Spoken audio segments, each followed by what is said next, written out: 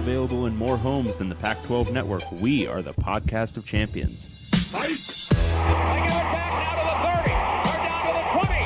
All the band is out on the field. I'm David Woods from Bruin Report Online. And here he goes, Miles Jack. And I'm Ryan Abraham from USCFootball.com.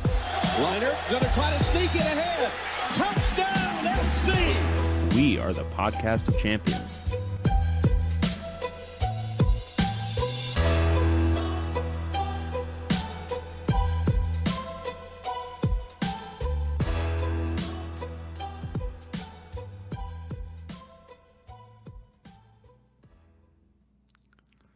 Welcome, everyone, back to the podcast of champions. I'm David Woods, Bruin Report Online, the UCLA site on the 24/7 Sports Network. And I'm Ryan Abraham from USCFootball.com, the USC site on the 24/7 Sports Network. That didn't Wow, go really holy well. crap. I tried to do the fast You were one. just so excited. And we are the podcast of champions. We talk all things Pac-12 football, even cannibalism. Are you coming in a little hot right now? Am I a little hot? You're a little bit hot. I'm picking up your nose hairs. Really? All Yeah. right. Anybody else out there? What do you think? Is Ryan coming in hot? I'll turn him down a little bit. Yeah. But we're the podcast of champions. We're talking all things Pac-12 football. We are simulcasting live on YouTube, no matter what Dave says. It's not a simulcast. If you're it's a streaming thing. It's the same deal. We're streaming.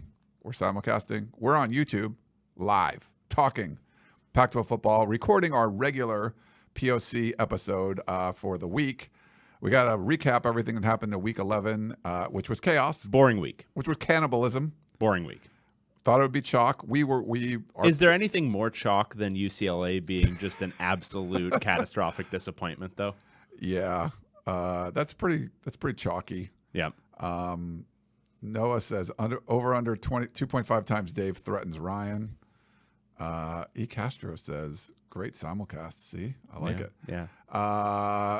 Lawrence says I'm only here for Dave's tears. I think you'll be disappointed. He probably he's got a good cry in before we start the show. No, I already cried on Ryan's shoulder. If you notice the wet spots. There's a little bit here, a little bit there. But yeah, it's going to be a fun show. We really thought our picks were pretty bad again. We picked all the same. We were 3-3 because we thought it'd be like a chalk weekend, and it was not. It was very much not. Very much not a chalk weekend.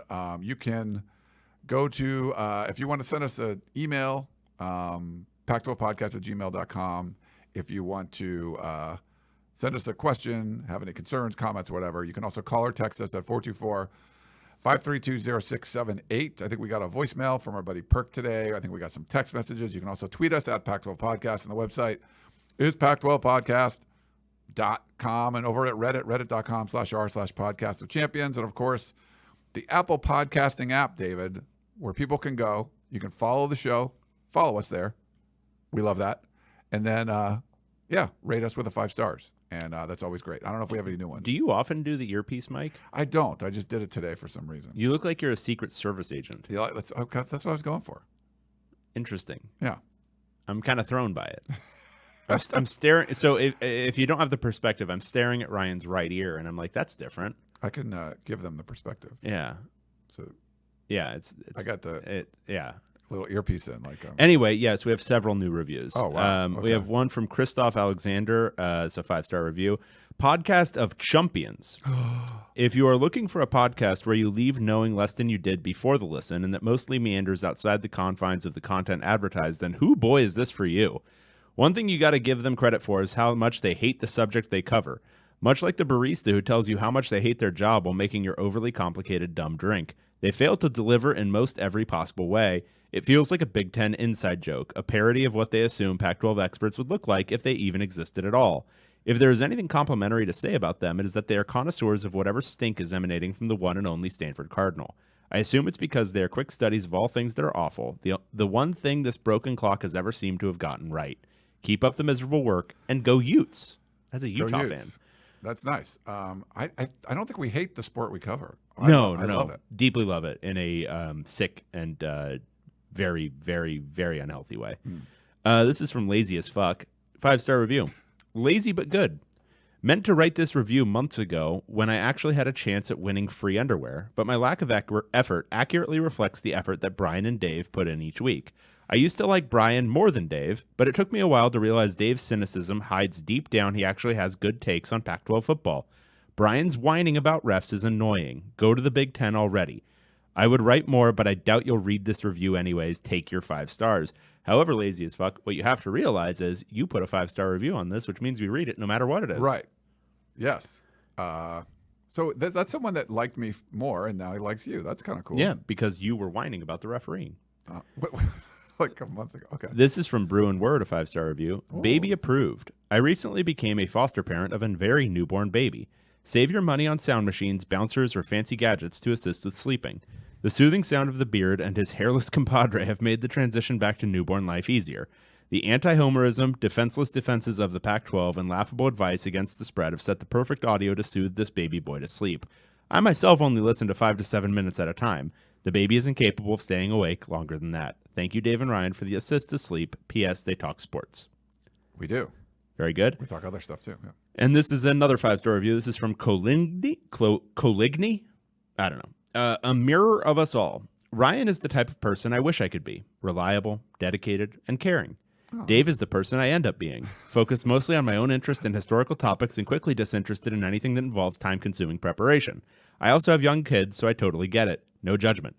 By the way, Cal State Eugene is a terrible place. Don't let anyone you care about go there, even to fill up their car at a gas station. Well, they wouldn't be filling up their own car. Because Somebody else would be doing it. State law, right? That's right, baby. I like it. That's how you find employment. I love it. So was that all the reviews? Yeah. Very cool. Wasn't that great? Thanks for all the reviews. We appreciate that. It's you guys are. I mean, the listeners are great. They're really funny with all the reviews. I want to thank all of them. I want to thank our sponsor, MyBookie. Another kind of, it was a 50-50 week for me, so not great. We want to get back onto the winning ways, but with so many sports books to choose from, you need a platform that makes it simple to bet and win. And where is that? That's MyBookie. A huge selection of odds, props, and contests for all your sports betting needs, anytime, anywhere. Of course, the Pac-12, the main one there. Stream games and live bet while you watch, so you can turn game day into a payday with MyBookie. This week you got 6 opportunities all on Saturday, so that'll be a good one. And you can sign up for free today using promo code PAC12. Claim a half deposit match of any amount up to $1,000. So promo code PAC12 to claim your deposit bonus and give yourself a competitive edge. When you play with MyBookie, you're not just betting, you're joining the winning team. Bet anything, anytime, anywhere with MyBookie. Beautiful. Go check it out. Promo code PAC12. David. Ryan. We got a lot to get to. There was a lot of weekend, but thanks to MyBookie for all that. I want to give a quick update on the survival pool before we jump into the news, because I usually forget to do that. So 15 survived week 10. Of the 15 entries that qualified for week 10, 13 survived. 1 picked a loser, and 1 didn't pick. How do you not pick when you're this far in? You make it all. There is so much underwear to be had. So much underwear to be had. So there were 11 winners. 7 picked Utah, 4 picked USC. I don't think if you remember which one you had. You just had the. It doesn't matter. Yeah. Oregon State, there were 2. And then the one loser had Stanford. They had to pick Stanford. I think that was the person that they had like Stanford, Colorado left or something. Correct. So there's not going to be a submission form this week because there's only one option left. Amazing. Colorado, baby. So we will post the current standings on the website for you. And so the other Ryan has Cal, who has opened at a 5.5 point favorite despite losing 6 consecutive games. Pretty amazing. He says, reminds me of 2001 when Cal started the year 0-10 and then went on the road to Rutgers as a 7-point favorite and covered. It's unimaginable that Cal's opponent on Saturday could be so horrible. Of course, you don't need to imagine it when you can watch it on TV every week. Everyone else has Colorado. Nice knowing you. So we might need to, we might have a 11-way tie, or we could have one clear winner. What is our multi-team tiebreaker, Ryan? We have to figure that out. Should we make it not based on like anything relevant or interesting, but like based on like how you did in the survivor pool? I would like it to be more of like the way the Pac-12 does it. So yes. So everyone, just so you know, there's a live scenario where UCLA wins out, finishes in a 4-way team tie for the 2nd place in the Pac-12 with Washington, who they've beaten, Utah, who they've beaten, and USC, who in that scenario they would have beaten, and they don't make the Pac-12 title game. It's very cool. That's pretty awesome. So we need to figure out something like that. But yeah, maybe we do like a 5-star review contest, like who leaves the best one. Yeah. Or a battle royale. Fight to the death, Hunger Games. I like that. Or it could be, we could do like a pick for like the Pac-12 championship game, like pick the score. Maybe something like that would be better. That would actually, then a battle royale. And then a battle royale. I think that would be, all of those would be kind of great. And everyone could pick their weapon of choice. Yeah. Or whichever school they're from, like they get to pick something like sort of, thematically similar. Yeah. Like if you're a Trojan, you get a sword. I like that. That would be good. You like that? We have some break. No, I haven't seen this, but I'm done already with this show. I'm done with you, and I'm done with the show. I'm not watching Twitter right now, but Eddie I know. says Chip Kelly just signed a 15-year extension worth $105 million. Mm-hmm. Seems undervalued, but I'm going with it. That's fine. I'm glad UCLA locked up their coach. I haven't been able to confirm that, but I assume Eddie is correct. So just wanted at least he got UCLA back where it should be, with hopes and dreams through the end of October, and then just crushed absolutely by something just you couldn't have seen coming, just like an absolute blindside hit. It's very good. It's very UCLA. Yeah, it was very UCLA. We do have some actual sort of newsy stuff. We got to get to the games because obviously crazy stuff. So Bruce Feldman broke this, and then Cal confirmed it yesterday. We're recording this on what's today, Monday? On Sunday. Seems like this is like the little too late sort of deal. But Cal offensive coordinator Bill Musgrave and offensive line coach Angus McClure have been fired. Cal is on a 6-game losing streak. Is 3-7 and 1-6 in Pac-12 play. Who hired Bill Musgrave? I'm not sure. I would assume maybe he was probably there before Justin Wilcox. So got there, I'm right? looking it up right now. Him? He was hired in 2020. Oh, so that was only. And now I'm not a math guy, but that was 3 years ago, right? Right. Like 3 seasons ago. 3 seasons ago. But college football was different then, Dave. Like these college offenses were. Like, you wanted a more traditional NFL kind of offense back then, right? Because this was before the advent of spread offenses, right? Like this was before tempo and all that Chip Kelly stuff, right? You want to go with run the ball, throw it on 3rd and 8. Oh wait, hang on. I'm hearing reports that Justin Wilcox has been the head coach there since 2017. Yep, you know who should be fired right now? Yeah. Justin Wilcox. I think we have a question about that. Hiring Bill Musgrave was a knowable error at the time. It was just as bad as Jimmy Lake hiring John Donovan. And Jimmy Lake, I mean, he got fired for a lot of reasons, but that was one of them. Justin Wilcox, I do not know what like naked photos he has of everyone involved in the Pac-12, but he is not a good head coach. Yeah. Well, I mean, I guess here's the ideal scenario that Auburn ends up hiring Dan Lanning, and then Wilcox gets fired, and he's has an open opportunity. Well, obviously, then he would be open to take the Oregon job that would be offered to him for probably $8 million a year. Yeah. So, what's funny that probably this was after week 11 you fire these guys. 2 weeks ago or a week and a half ago or whatever it was, they threw the ball all over USC's defense. Like, Jack Plummer had 406 yards passing against USC the previous game. No, but USC figured out all its issues because it beat Colorado 55-17. Apparently. Yeah, but so there are no more issues. How funny is that? There's about. Defense was terrible. Offense was terrible. Oh, they had one good week against USC, terrible again, but then you fire them. So maybe that was sort of like that one game that sort of extended things, like David Shaw's, Notre Dame or something like that. I don't know.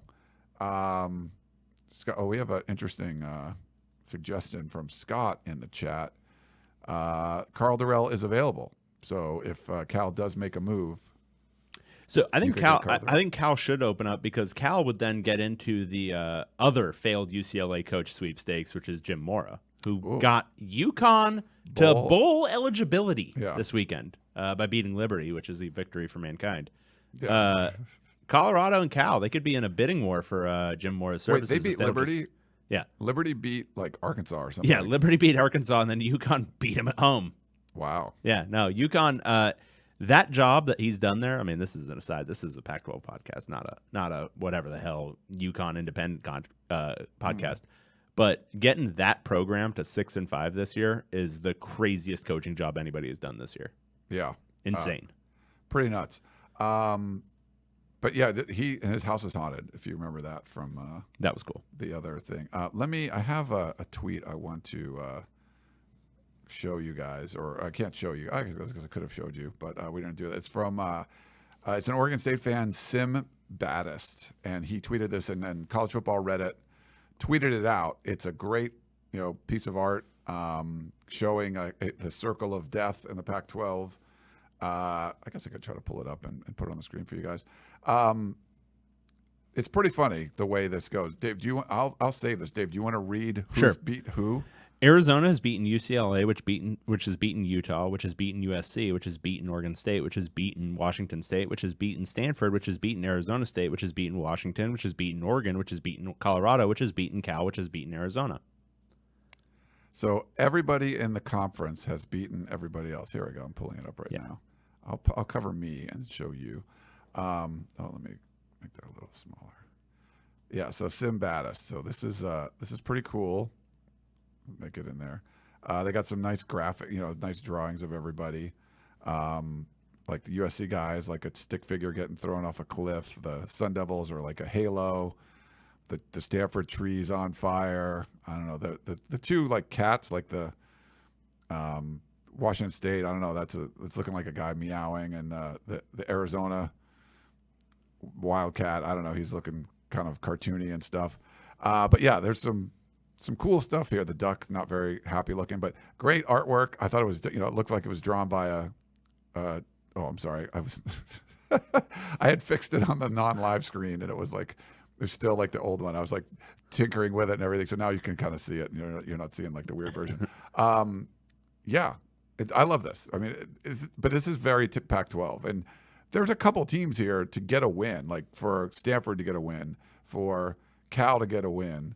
I mean, and you needed some big wins. You needed Washington to lose to Arizona State. You needed UCLA to lose to Arizona. There were some key upsets that had to happen to make this circle work. And it's beautiful that UCLA sacrificed so that others might live.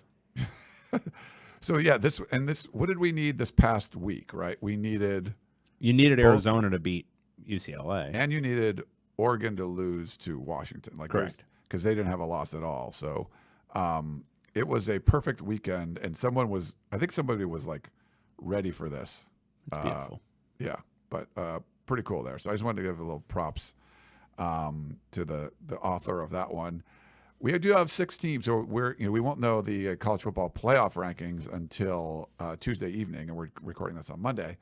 But we have 6 teams in the Pac-12 ranked in the AP. Well, 2-loss Washington beat a 1-loss team, so if we're following the SEC rules, shouldn't Washington be at like number 7 now? Yeah, they need to jump up way, way high. But Oregon State snuck back in, which is cool, because we had that upper tier, right, with the 4 teams, and now. But it was Oregon State and Washington were just right there. They had that close game that came down to the. Yeah, now it's going to be 6 teams ranked, right? Yeah, 6 teams ranked. Yeah, so in the playoff ranking. It's pretty cool. It is very cool. We'll see if Oregon State gets in the playoff rankings, but I think that would help. Totally. But yeah, not as many top 10, top 12 teams as you had before, but still a bunch of ranked teams. Definitely different than the parity that we saw with, you don't have as many of those. Until this weekend, you didn't have like the Arizonas beating a UCLA, but still like enough wins had happened that it wasn't happening like every other week where every team was going to get cannibalized and knocked down and all of that.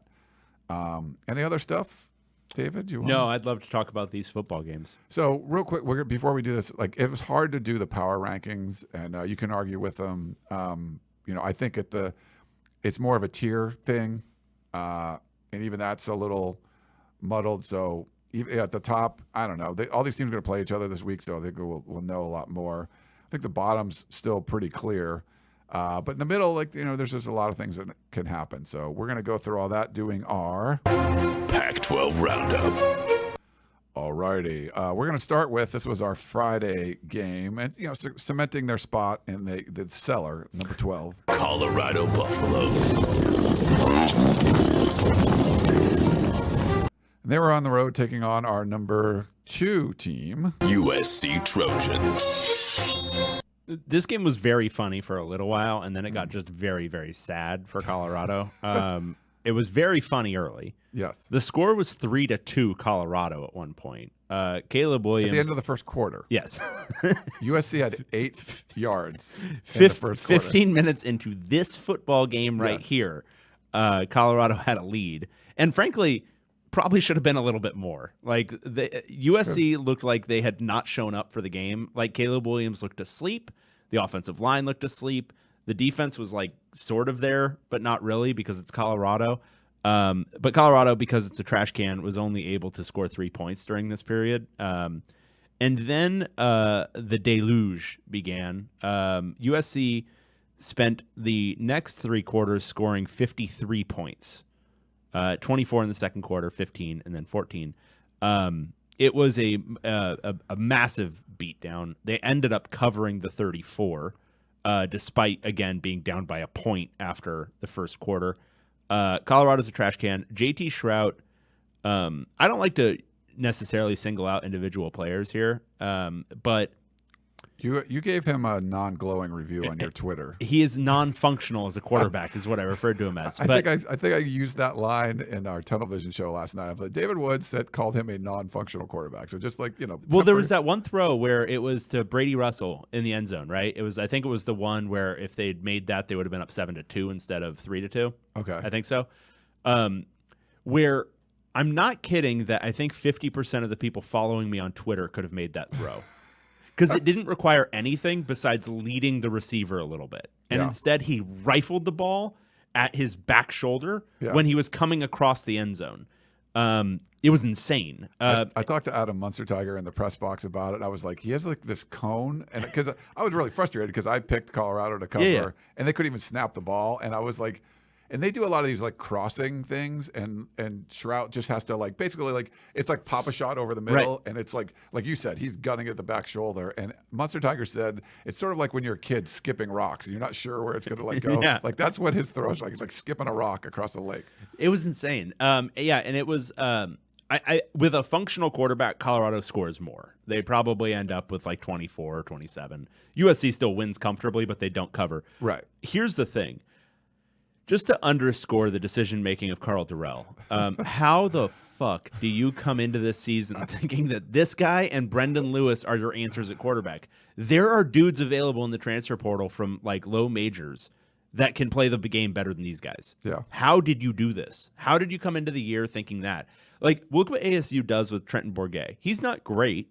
He's got a little pop gun arm, but he just can manage a functional offense. Like, why aren't you recruiting Chase Griffin from UCLA as like, okay, here, come over here and we'll give you $100,000 in NIL money? Because, is he like a walk-on caliber from his like arm strength standpoint? Yes. But is he going to just like egregiously mess up throws constantly throughout the game? No. It's just, I truly don't understand how they went into the season thinking Trout was the answer or thinking Brendan Lewis was the answer, because the rest of this offense I thought actually played pretty well. I thought they ran the ball really well. I thought Alex Fontenot had the best game he's had in like 4 years. He had a 100-yard game. He was great. And it was just, it didn't matter because their quarterback play was so bad. And I will say this, USC's pass rush is legit. And the thing with USC's pass rush that should make UCLA fans scared this weekend is imagining Tuli Tuipulotu going against right tackle Garrett DiGiorgio. It could be a nightmare. He is he leads the nation in sacks. 11.5 sacks, had 2.5 in this one. Sack, fumble, batted a pass down. Tuli Tuipulotu's you could argue the MVP of the team. This was a weird, I think I tweeted like bad vibes game. So, to Avery over there at the no truck stops. I don't know if maybe I didn't use the bad vibes word, but it just didn't feel right. It was like Friday night in LA. There wasn't a lot of people there. USC, Caleb Williams looked like crap when he comes out of the game. He throws a pick. He's only thrown one all year. He throws one against Colorado. An underthrown ball to Brendan Rice, who played for Colorado last year. After like the first drive, there's a drone delay, an unauthorized drone flying over the Coliseum, and they had to get rid of that. It was just very weird. The 3-2 thing, that was strange. There was a weird one too, like later on when USC sort of got control. You have the backup punter holder, Will Rose, does a backflip on a fake PAT thing. That was kind of weird. Obviously, they lose Travis Dye, who has just been an emotional leader for this team, which is crazy to think because he's only been there like 7-8 months. So it looks like he's gone for the season. So unfortunately, it's a big loss what he's been able to do, run game, pass game, off the field, all that kind of stuff. But Colorado's so bad, like you meant non-functional quarterback, like USC sort of was like sleepwalking through the first quarter and played okay like the rest of the game and still like blew this team out. Like nowhere near like an A effort. Like we saw Oregon, we're going to talk about this, Oregon last week come out, try trick plays and just like blitzkrieg the heck out of Colorado in this one. The USC didn't do that at all. And you still like kind of like meandered through and covered the spread. So it's, Colorado just isn't good enough to take advantage of any kind of gift that another team gives you. But it was 8 yards for USC in the first quarter, then outscored Colorado 24-0 in the second quarter. This is the 5th time for Colorado losing at least 9 games since joining the Pac-12. Good God. That's a lot of times to lose 9 games. So let me do my SRS update because I want to see if this is the worst. If this is worse than that 2012 team. Hang on. okay. All right, so they are at a negative 11.81 in SRS, which is that simple rating system that I like to cite as like a good historical guide. 2012 was a negative 12.66. So for this to be officially, I think it would officially be, for this to be officially the worst Colorado team in history, they'd probably need to lose and not cover pretty badly the next 2 games. So, but it's on the table for them. being the worst in history. I mean, that's look, what you want. You can't get 0-12. That's out. That's not in the cards anymore. Right. I mean, but you that was still the can. dream that You can died. still achieve the worst Colorado team in history. And I think if you start JT Shrout the next couple of games, got a pretty good chance. Yeah. Colorado, man. I mean, it's at Washington, who they might be feeling themselves now. They could tattoo them, and then it's against Utah. I mean, what? Yeah, this is. I mean, they couldn't cover 2 spreads in the 30s. What at home? Yeah, the last 2 weeks. So that is. We're at 12 likes. What's going on, people? So I said, smash that like button. Yeah, get in here. We got Do a lot it. of people watching live, like normal. There's 79 people. Why are there not 79 likes? Yeah. Yeah, we hit 80, which is pretty good. I think because I put this out early. There's 80 now. That one person dropped off. They came back right on. What do we? 81. We're normally like in the 50s. I'm just going to to shout the number as it comes I out. love that. But I think just because I actually set this up. Yeah, we yesterday. actually did schedule it. I It love the we part because nothing. to do with did I it. respond to your text message? You said- Then I had a lot to do with it, didn't I? All right, let's go. Oh, David. All right, let's go on our number 11 team. Stanford Cardinal. And I feel bad because in a normal year, like Stanford would be like the runaway number 12 team, like not even close. But like, What can you do with when you have the worst Colorado team in history? and our number, and we're controversial. We're gonna give them our number 1 team. Utah Utes.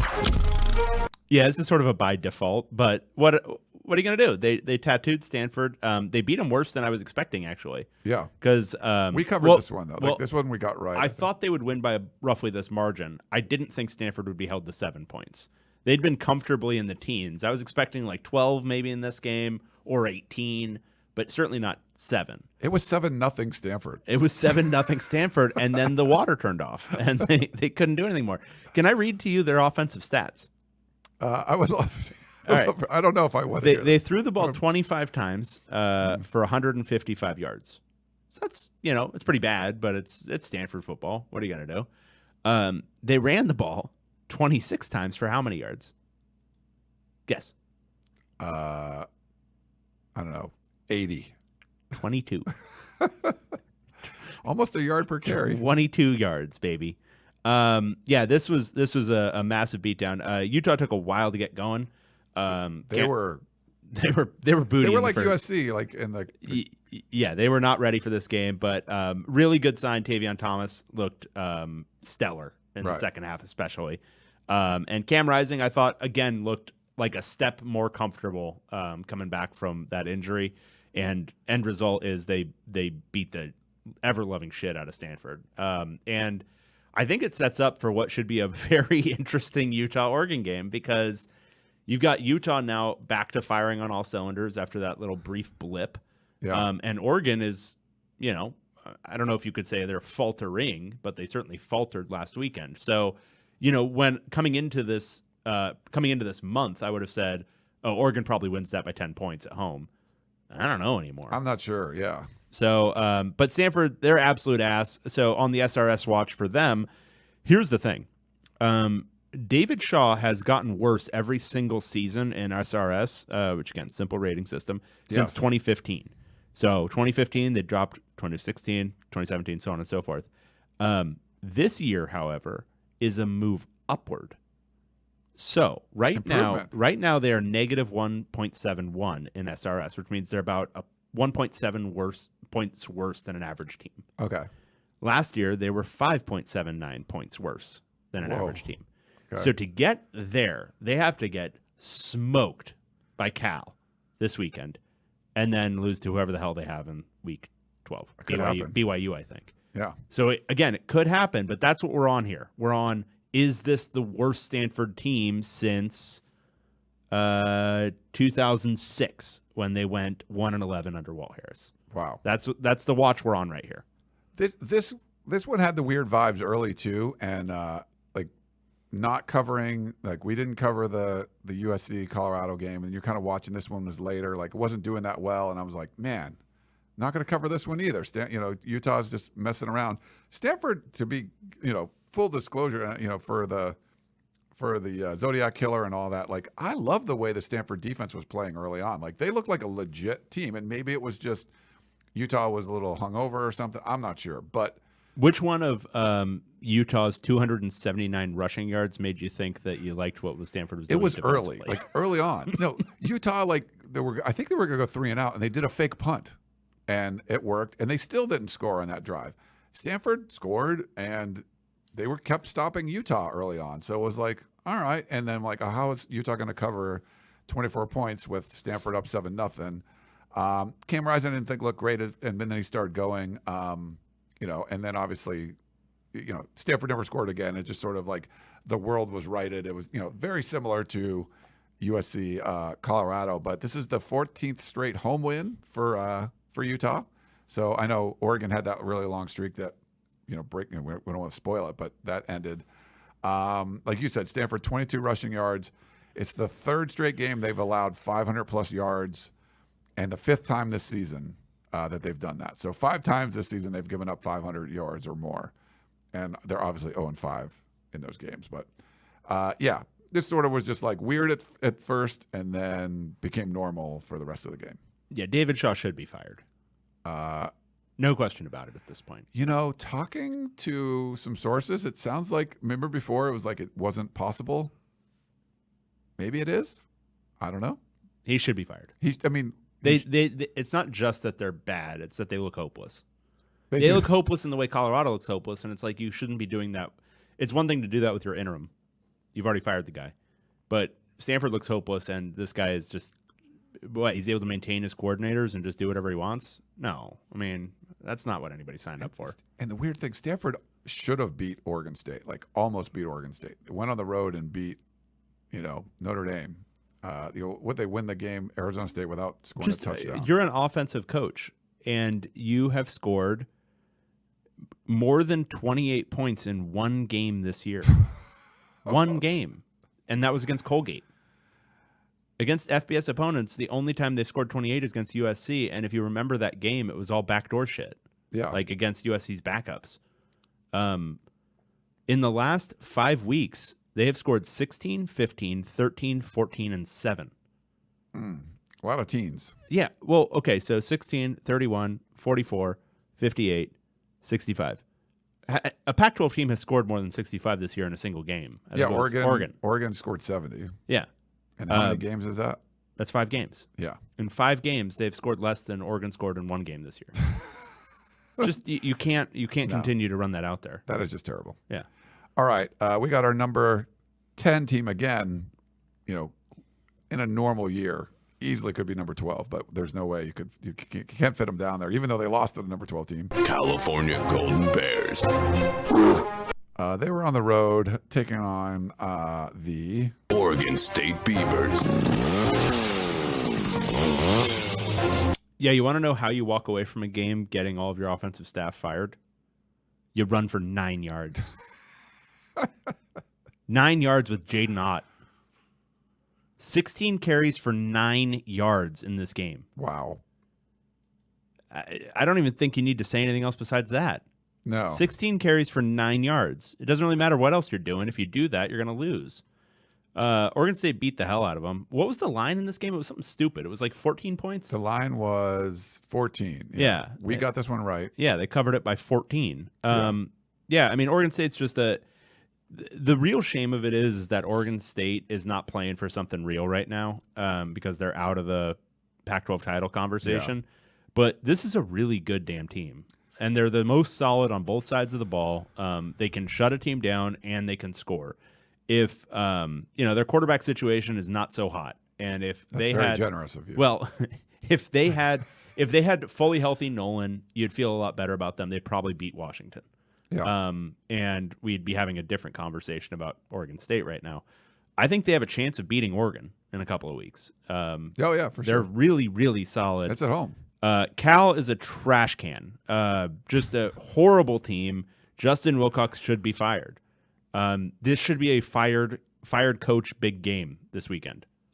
Like double. Yeah. No, they should both be fired after the game. No matter how their teams perform, they should both be fired after the game in tandem during a joint press conference. It's like one of those. What were those? The fighting games where it's like a double knockout. Like Right. they both just knock each other out. Like that's what you want to see. Right. Or it's like that scene from The Dark Knight where the Joker breaks the pool stick and throws it to the two guys. I only have room for one on the crew. Pac-12 only has room for one of you guys anymore. So fight it out. I like it. Yeah. So Jack Coletto, maybe he could just be the quarterback. Like let him play as a linebacker. That play. So he had a play action pass. So he came in and it looked like I think it was a 4th and 1 or something, and it looked like he was just going to run. He like goes forward, backs up, and it was one of those things where you see these plays where the wide receiver is so wide open. There's like 5 or 6 yards between the DB and the receiver. And then you see the pass, and it's like way out in front of the receiver. You're like, you can't miss the guy that bad. It could have been a touchdown, but like, I forget who the receiver was, but he makes a great I think he ended up going to the ground catch, fingertip. Like it should have just been like, turn and catch it and just run into the end zone. But that was a really pretty play on 4th and 1. He ends up getting hurt in the second quarter. I don't know what his status is, but Cal was not doing anything offensively. And then they got a defensive touchdown in the second quarter. So they had 7 for most of this game, and it was all because of a defensive score. At the end of the half, Cal had 53 yards at the end of the first half of offense. Like 53 total, like all the yards you had, like put them all together. Like if you add up all the yards and you called that something like, let's call it total yards. Yes, it was 53. Right. They had 7 points, but it was Okay. all on the defensive side. This is advanced analytics. Very advanced. 53. 53 yards. Yards per drive? No, I don't know. Just they had 53 yards. Like there was no per drive. It was per half. They had 53 yards per stop? What are we talking here? per half. This is the third. I didn't know this. The third straight home game holding opponents for Oregon State under 10. So third time in a row they've had 10 points or fewer. Cal 160 total yards. So somewhat of an offensive explosion in the second half, over 100. 3.2 yards per play. That's a stat. Those are one of the advanced ones. So every time I ran a play, it was 3.2 yards, which is almost a first down if you do 3. That's I don't know what the number what a good number is, but that seems like it'd be okay, right? Because you're close to first down. 6 straight loss, 6 straight conference loss. Holy cow, Cal, you bad. Fire more people than just your offensive. Why don't we do it? Hang on. California football seasons. Let's just look where they are in our friendly SRS. So right now they are at a negative 1.3. That is very similar to last year when they were a negative 1.32. Okay. We'll ignore the COVID year. So this will be. It has a chance to be the worst Cal team since 2013 when they went 1-11, 0-9 in conference. Wow. I mean, Chase Garber, so that was gonna he was gonna overcome.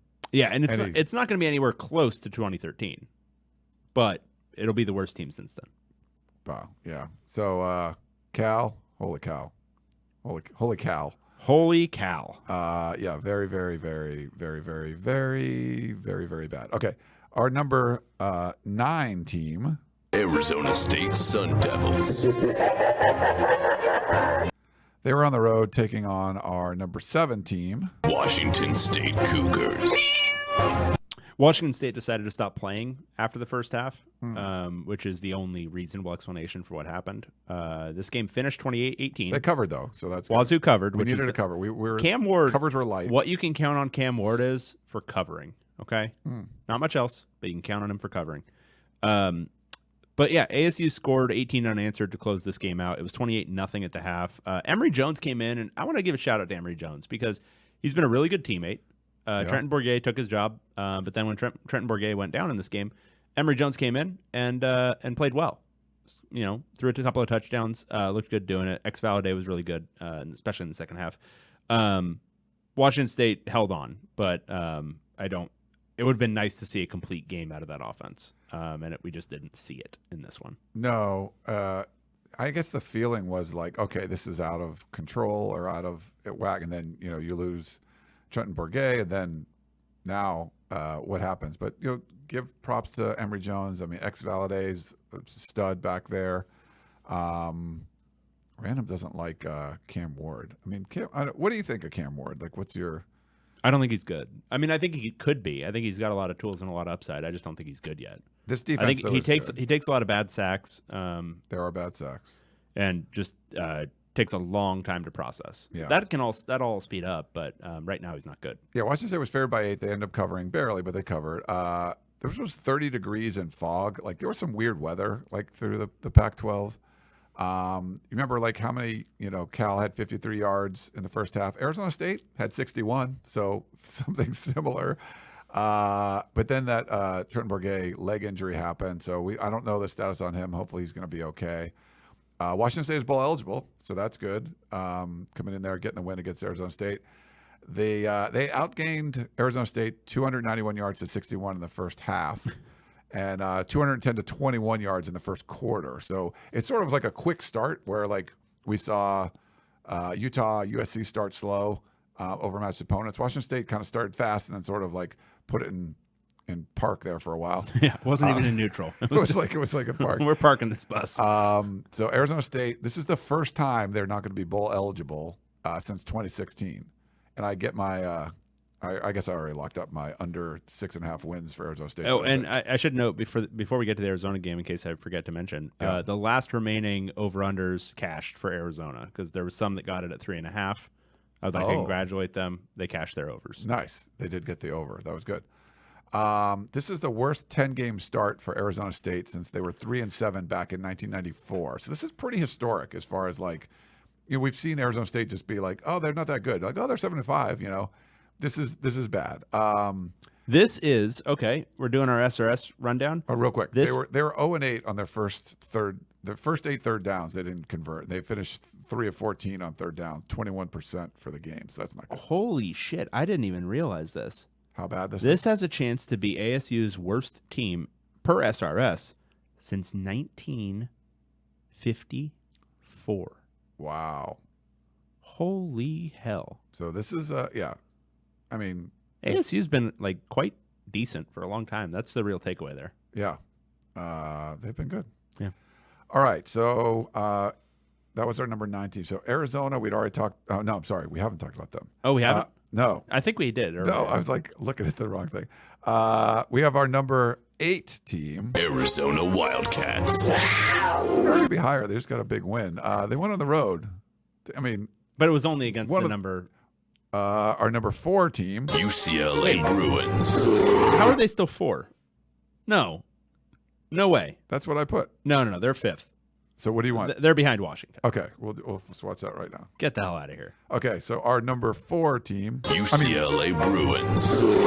Do it again. Our number 5 team. UCLA Bruins. And I'm supposed to do the Winnie the Pooh actual sound effect for this one. Oh, bother. I don't know. I don't really know Winnie the Pooh's voice. right. UCLA season went up in smoke. They lost to Arizona. They looked like absolute trash ass. Arizona, bad team, just beat them good too. I mean, if you go by win expectancy, the post-game win expectancy, this was actually a more convincing win against UCLA than Oregon's, what Arizona did to them. Just a Even horrible. though it came down to like the last. Yeah, UCLA did what Utah and USC did, started really slow. They just never actually got out of starting slow. They were asked this entire game. The head coach, Chip Kelly, managed the game horribly. They called. So this game was very obviously going to be a one-score game, one way or another. It was going to be whoever has the ball last is going to have a chance to score and win, no matter what.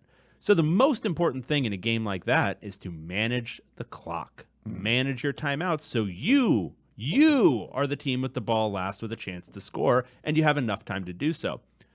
Chip Kelly calls a timeout on a 2nd and 8 with 12 and a half minutes to go to avoid a delay of game with 16 seconds still remaining on the play clock. Horrible, stupid, awful timeout. A lot of head coaches don't realize this, but the only reason to use timeouts is to manage the clock at the end of the first half and at the end of the game. Chip Kelly didn't do that. He called the timeout then. And then when Arizona was driving on their drive to put them ahead, he only had 2 timeouts to stop the clock. And so what ended up happening is that UCLA on its final drive only had a minute to get down the field. The offensive play calling was bad. When they got to the Arizona 30, sort of inexplicably, and this could have been DTR, it could have been the offense, whatever it was, they just decided to take 4 shots at the end zone with 22 seconds to go. How many times, Ryan, have we watched a team make a comeback where they've got like 22 seconds from about midfield and they still get it in the end zone with like just chunk plays down the sideline? You don't actually need to throw to the end zone. How many times have we seen that? There's a lot, many. Yeah. Just horribly stupid stuff. It's like they were avoiding the like. They wanted the explosive play. They were trying to get the explosive play. It was hero ball. It was, but it was like hero ball from the coaching staff too. It was just. It seemed like this entire game. They had just taken the ASU game plan and applied it to this one, and unfortunately for them, Arizona's coaches actually wanted to win the game, and so they looked at that and said, "Hey, we can stop that by doing this, and this." Yeah. And UCLA didn't do anything to adjust. Scoring 28 points against that defense is one of the worst offensive performances for anyone this year. UCLA, with its top 10 offense, scored 28 points against Arizona. Do you want to know who has scored more than 28 points against Arizona? There's one that. Are you ready? There's Are you ready? one that you're not going to like. All right, Cal. Wait, no. Cal scored like. Cal scored 49. Like double. Oregon scored 49. Washington scored 49. USC scored 45. Utah scored 45. UCLA scores 28. UCLA scored as much as an FCS school did against this defense. UCLA, they scored 8 points more than San Diego State, and I'm not totally convinced that San Diego State doesn't run a water polo offense where if they don't score in enough time, they just dump the ball in the corner and get back on defense.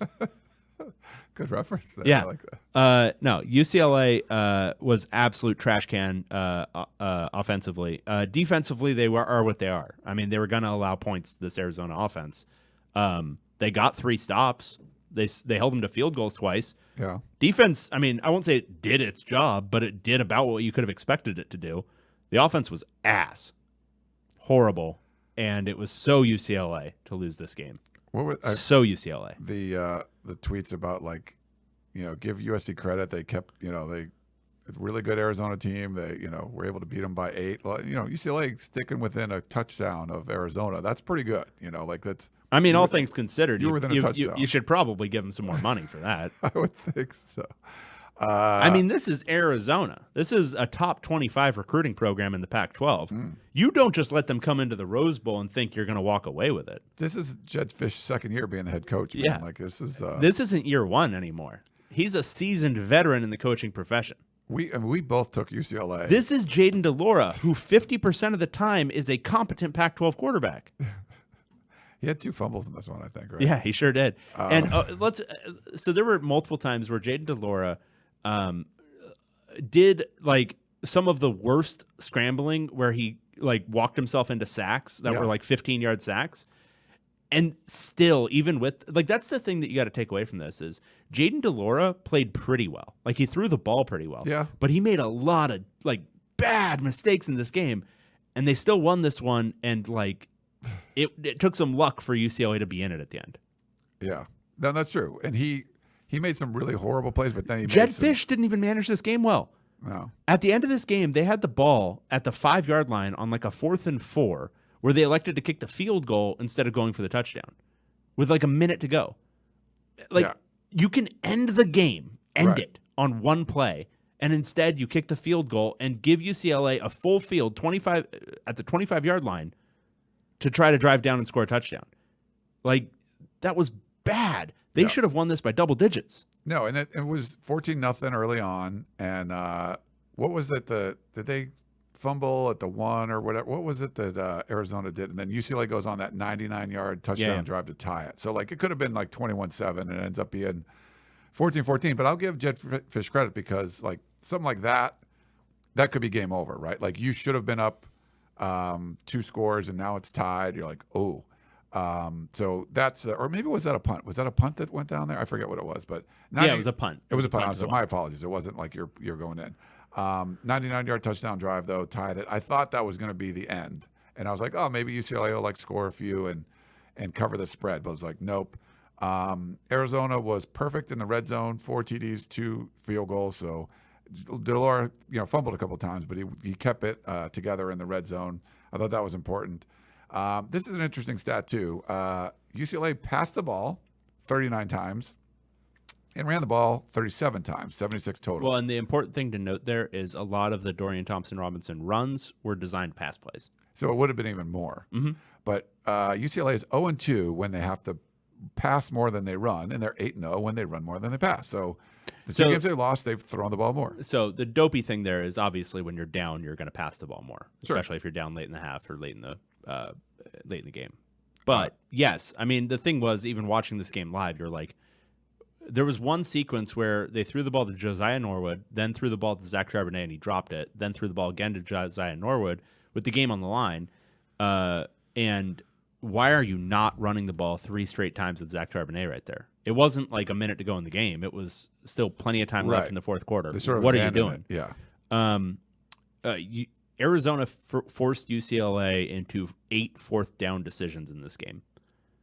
They haven't done that. I think the only 2 teams they've done that against were Colorado and San Diego State. Wow. I cannot underscore enough how bad this offensive performance was.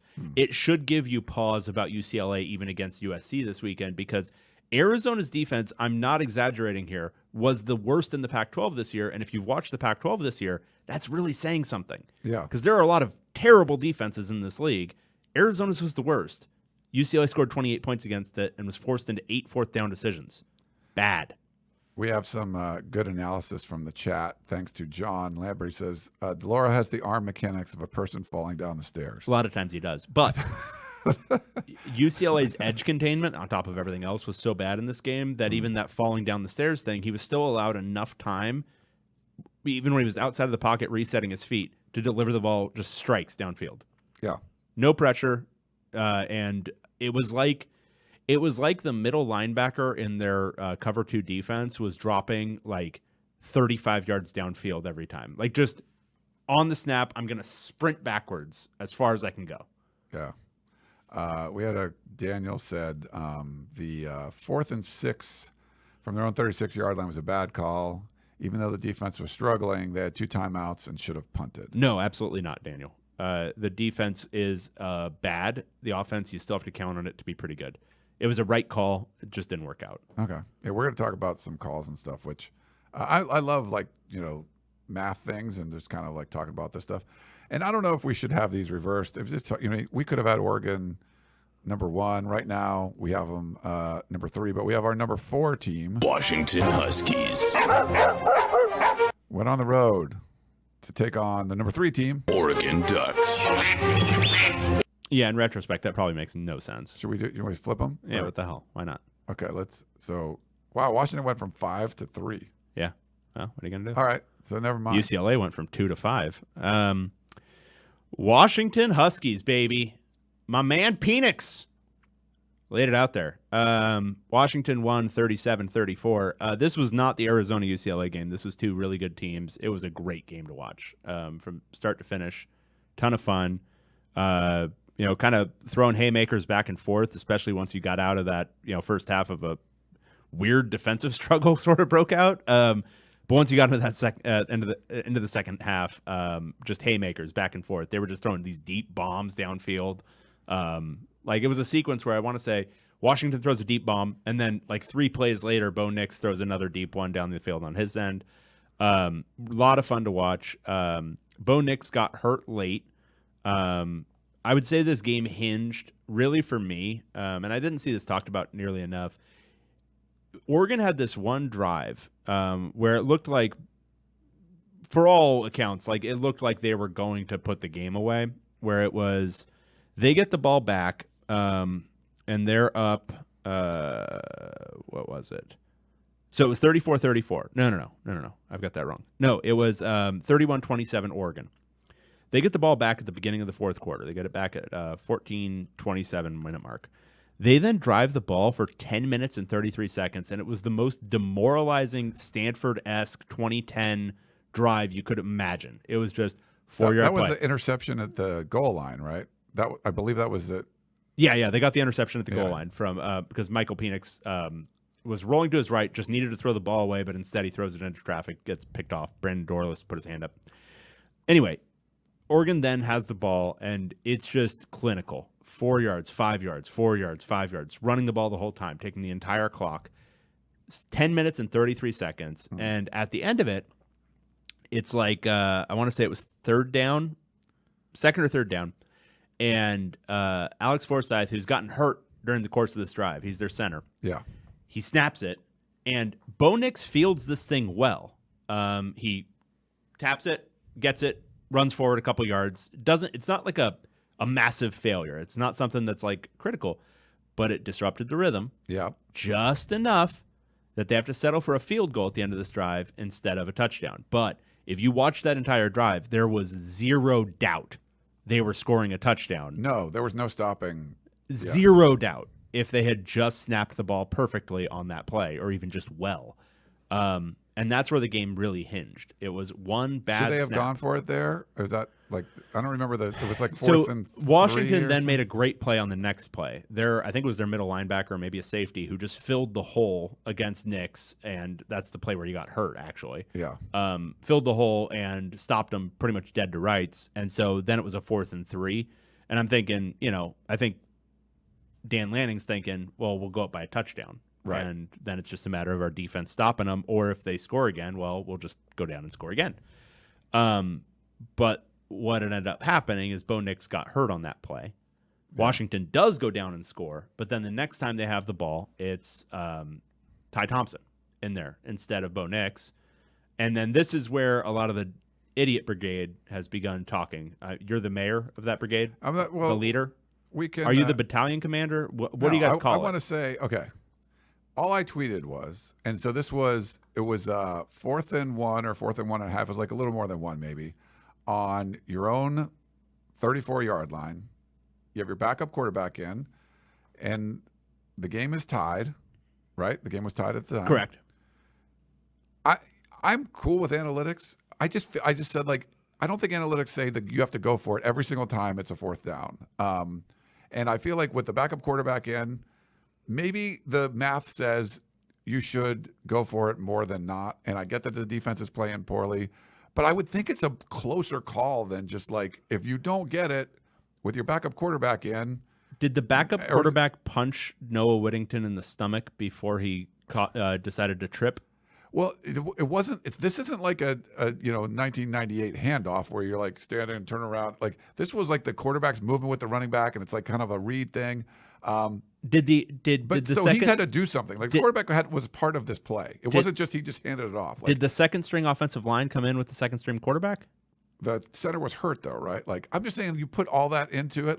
I don't think punting would have been the wrong choice. I'm not saying it absolutely would have been. Okay. Because here's the thing: Washington had just driven down the field in 47 seconds. 47 seconds is how long it took them to score their last touchdown. There was a 62-yard bomb or something like that. Sure, but on the previous drive, they had gone 11 plays, 98 yards. They threw an interception at the end zone.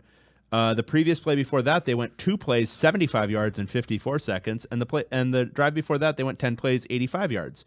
They were moving the ball no matter what. Dan Lanning understood that. This is the thing. You can't be results-oriented when you've got a coach who understands analytics. And the thing is, there were several good calls from Lanning in this game that just didn't work out.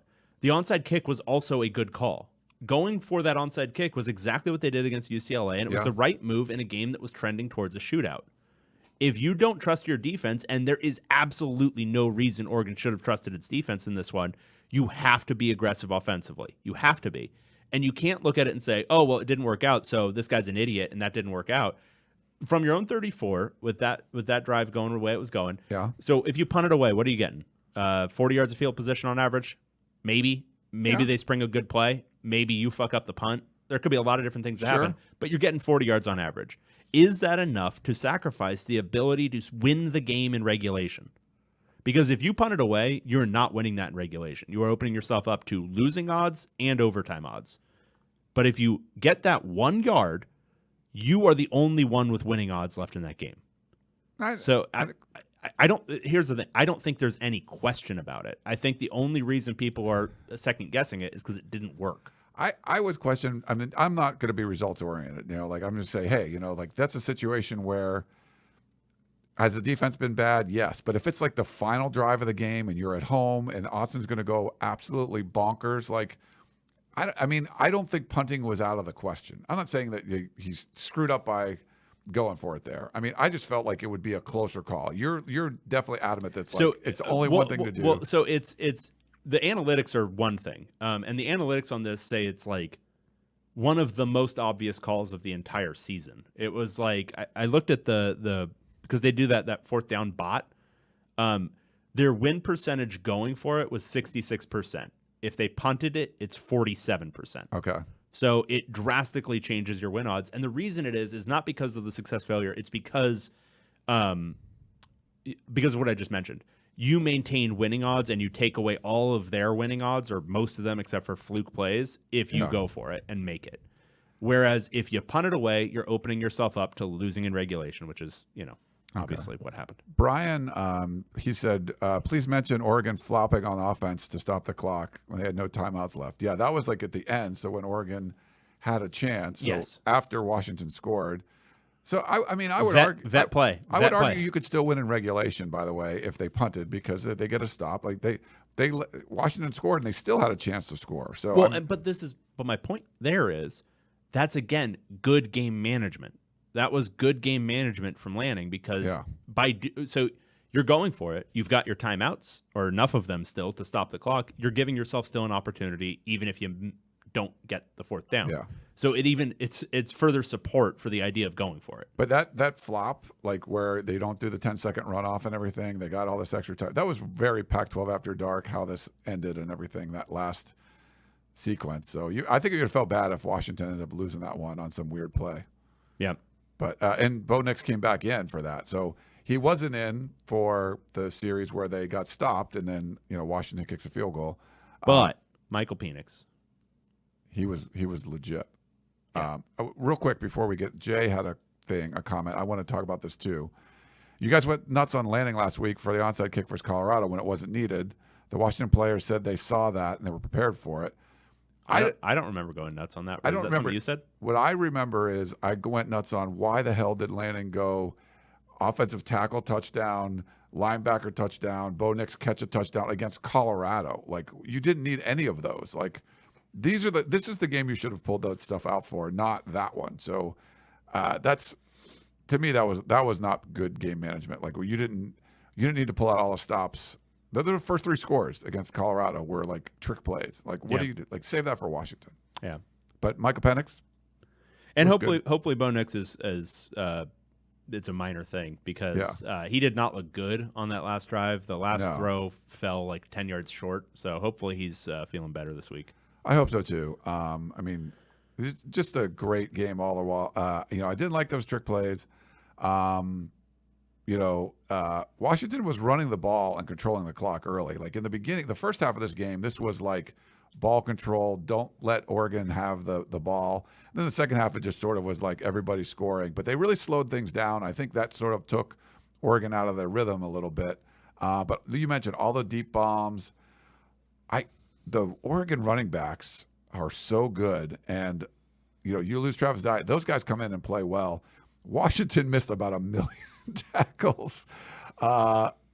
Crazy. The third quarter alone, and Bruce Feldman tweeted this out. If you just watch the third quarter, just fireworks. Bo Nix and Michael Penix, 16 of 18 for 341 yards and 3 touchdowns, 35 total points in the third quarter alone. So they were just back and forth throwing haymakers.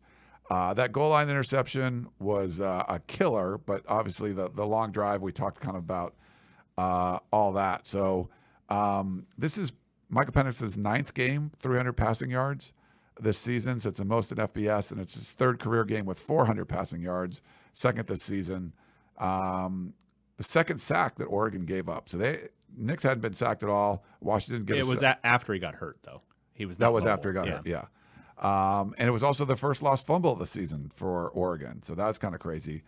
392 yards for Oregon. It was the most in a loss in any game on record for Oregon. So they had not since like 96. So that's kind of crazy. If they hadn't thrown the pick, at the goal line, and if Alex Forsythe doesn't snap that over Nix's head, it would have gone coming out of the half. Touchdown, touchdown, touchdown, touchdown, touchdown, touchdown, touchdown, touchdown. That's what it would have been if they literally punched it in from the 1 yard line and Forsythe hadn't snapped the ball over Nix's head. Washington, 9.2 yards per play. Brian said, never seen that in a top 25 matchup. So, I mean, it's pretty, a lot of fire, a lot of fun. It wasn't that fun in the first half, but I thought Washington, Kalen DeBoer, managed this game really well. And then it's sort of like the floodgates opened in the second half, but he was able to hang. He could win it another way. He was trying to run the ball, which they didn't do a lot of this year, and control the clock. And then the second half, try to win a shootout. So one thing I will say about DeBoer, they declined a penalty at 4th and 6 at the Oregon 12. First, they were going to kick a field goal at 4th and 1 at the Oregon 7. Then they got a false start, 4th and 6. Then they get a offsides penalty, I think it was.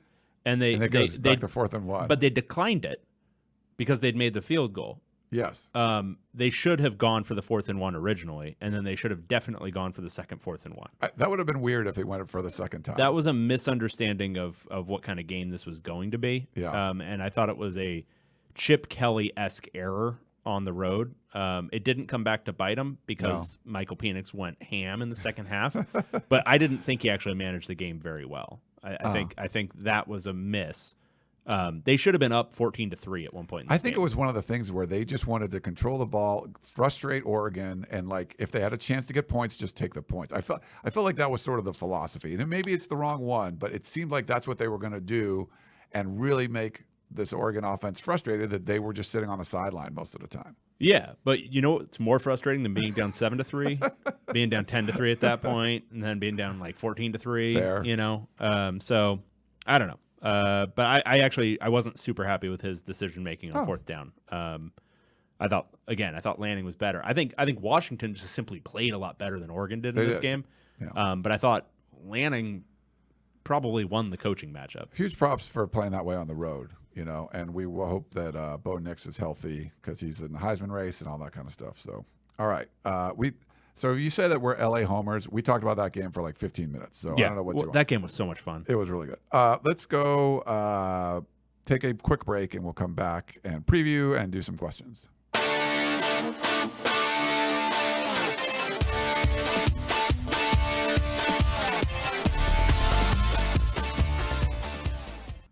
Nice. How's your break? My break was good. I was looking. We have almost 100 people in. So we need to smash that like button in there. Yeah, could you guys smash the like button? Break your computer's keyboard by smashing that like button. The hell out of that like button. Do we appreciate it? Thank you for joining us on a Monday morning and chatting about Pac-12 football, which we all love, or most of us do. Let's see.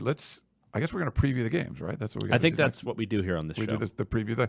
So this week, all the games are on Saturday. So that's cool. No weekday games. In our picks, David is still, we both picked the same that week, which probably was a mistake, but I really just felt like I felt like you did. I felt there was going to be a lot of chalk.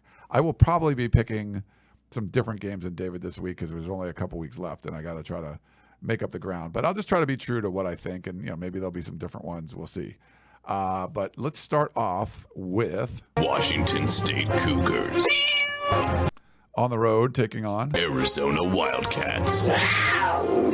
11 a.m. on the Pac-12 network. Washington State, 6-4 now, bowl eligible. Taking on Arizona in Tucson. Arizona, slayers of the dragon that is UCLA football. It's not much of a dragon. It's sort of like one that just blows steam. like one of those Komodo dragons. It literally just blows smoke. That's what UCLA does. It So it's blows like that, smoke. The whatever the fire generation thing, the gland is gone. It's Correct. like an older dragon. Maybe. Yeah. It's a diseased dragon. A disease dragon that had like a lot of success, like I don't know, say like the Rose Bowl recently. Or No, it's that sleeping giant analogy. No, this is like the diseased giant that's slowly drifting into its eternal slumber. Nice. Anyway, Washington State is a 4-point favorite on the road. Look, there's the reality of Arizona is that they play good game, bad game, good game, bad game, good game, bad game all year. They just had their good game. They had a good game 2 weeks ago, and it was against USC. We're just going to go real missing on Oregon. But can they do it again? Can they play well at home and beat a good defense? Washington State's defense is actually good. Very good. Will they disrupt Jaden DeLora? Will they make that offense will they make that will Washington State be able to shut down Jacob Cowing? Will they be able to shut down all those weapons?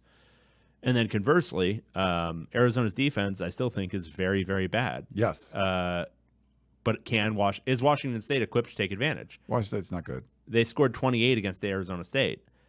I don't like the 4 points, so I'm taking Arizona. Oh. But I think Washington State, I think they're better. I just don't like 4 points in a game with a bad offense for Washington State and, Arizona having some weapons. So I'll take Arizona. Arizona's going to be fired up because, this is bowl eligibility is still on the table, and somebody brings up in the chat, which I didn't even mention. This is Jaden DeLora's former team. Right. Well, that could be good and bad. Right. That could be good and bad. So who did Washington State lose to? They lost to Oregon at home. That was crazy. They should have won that game. They lost on the road to USC. Didn't look good at all. They lost on the road to Oregon State. Didn't look good They've at only all. lost to good teams. They lost at home to Utah. Didn't score a whole lot of points. They've reliably beaten the shit out of bad teams. They have. They beat the crap out of Stanford on the road. They beat Arizona State like we just saw last week. I really want to take Arizona here, but this is one of those ones I could see it. I could see Washington State going in there, and Arizona sort of peaked against UCLA, and the defense is so bad that Washington State scores, and this Arizona offense maybe meets a really good defense and just doesn't score as many points. I'm going to take the Cougs in this one. All right. I'm going to back the Cougs. This is going to be a decisive 11 a.m.er for the Pac-12 rankings. Nice. Love it. We'll see what's going on there. Next up, we have Oregon State Beavers. on the road taking on Arizona State Sun Devils. This is 11:15 on ESPN2. So both Arizona schools playing in the morning. Yeah. Oregon State 7-3, another palindrome game taking on ASU. Washington State, Arizona is also a palindrome game, 6-4 versus 4-6. This is 7-3 versus 3-7. Oregon State is a 7.5 point favorite. Which I don't love the half, but I'm still taking Oregon State. They're the most top to bottom competent team in the Pac-12. They've got a competent defense, competent offense, even though it's on the road.